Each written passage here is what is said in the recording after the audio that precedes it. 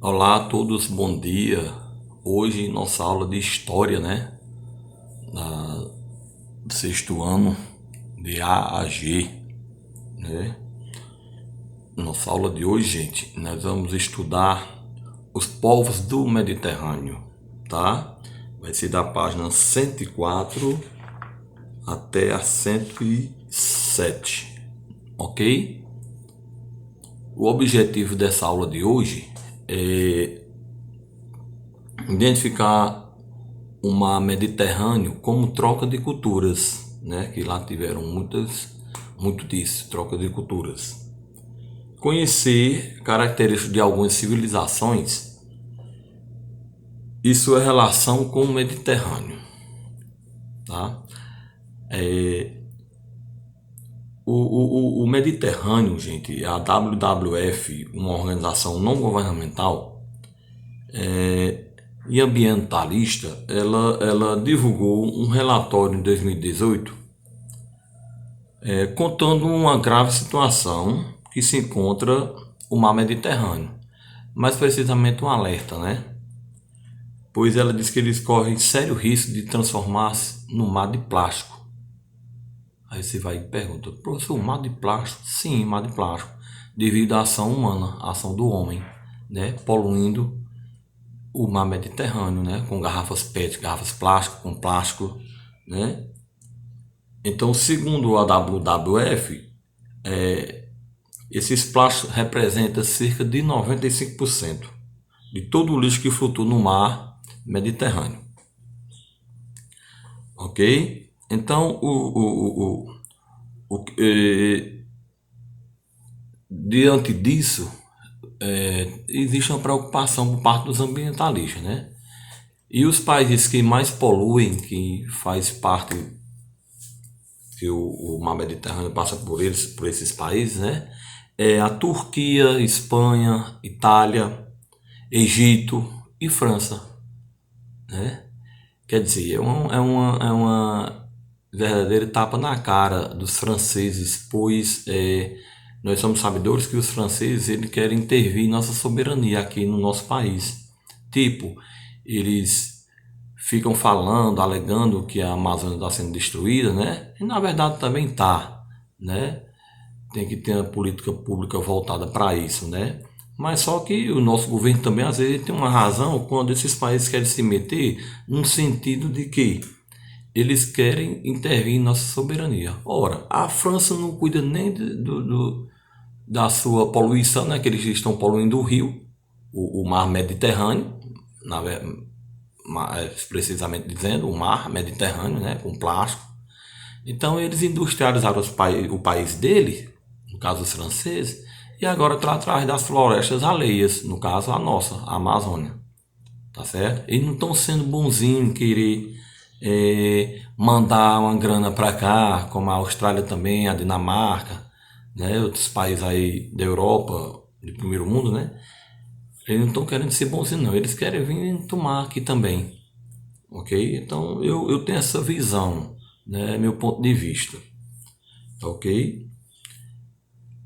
Vamos lá, continuando. O objetivo é reduzir drasticamente esse despejo do lixo plástico nos mares e oceanos, tá certo? Então, além disso, é uma mudança nos hábitos das pessoas, né? Na questão da prática da reciclagem, né? Já pensou, né? Se tivesse um trabalho voltado para reciclagem, não precisava jogar lixo plástico no mar Mediterrâneo, não é isso? Então é fundamental que a população tenha essa prática de reciclar, de preservar, de não poluir os rios, ok? Então o mar Mediterrâneo hoje ele enfrenta sérios problemas ambientais, está intimamente ligado à história da Europa, da África e da Ásia. Então, esses três continentes, né, que são eles que mais poluem, são esses países. No caso, a Turquia, a Espanha, a Itália, o Egito e a França. Né? Então, envolve três continentes: o continente europeu, o continente africano e o continente asiático. Certo? Então, o mar Mediterrâneo ele está intimamente ligado à história, né, da Europa, da África e da Ásia, né? E tem culturas também, as culturas distintas no, no, no, no- nesses povos do Mediterrâneo.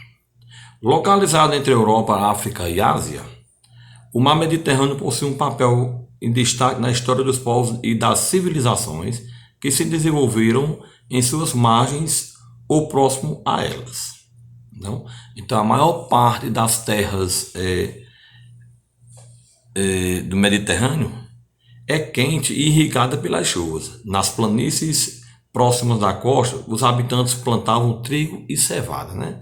As planícies, né? Uma unidade de relevo, que são as planícies, ela possui uma paisagem plana, né? Terras planas. Então eles plantavam lá o trigo e a cevada, né? O trigo que serve para fazer o nosso pão, né? A cevada que serve também para fazer bebidas, né? Como a cerveja e etc. E em áreas mais elevadas, cultivavam uvas e oliveiras, né? Já nas colinas também, que são áreas também elevadas, né? Onde tem região montanhosa, né? Então eles criavam, lá nas colinas, criavam ovelhas e cabras, né? Os povos do Mediterrâneo. Aqueles que viviam nas zonas litorâneas contavam com uma rica fonte de peixes e frutos do mar. Então, cada região tem a sua tradição, tem o cultivo de alguma coisa, não é isso? Continuando. Trocas comerciais. Por volta do terceiro milênio antes de Cristo, o povo dos egípcios e os cretenses, né, já realizavam transações comerciais ao longo do Mediterrâneo. Então, ali já existia toda a transação comercial. Com o tempo, os fenícios e os gregos, os cartagineses, romanos e árabes, por exemplo, integravam esse comércio e suas embarcações cruzavam o Mediterrâneo em toda a sua extensão. Então, produtos como vinho, azeite, metais estavam entre os mais transportados, né?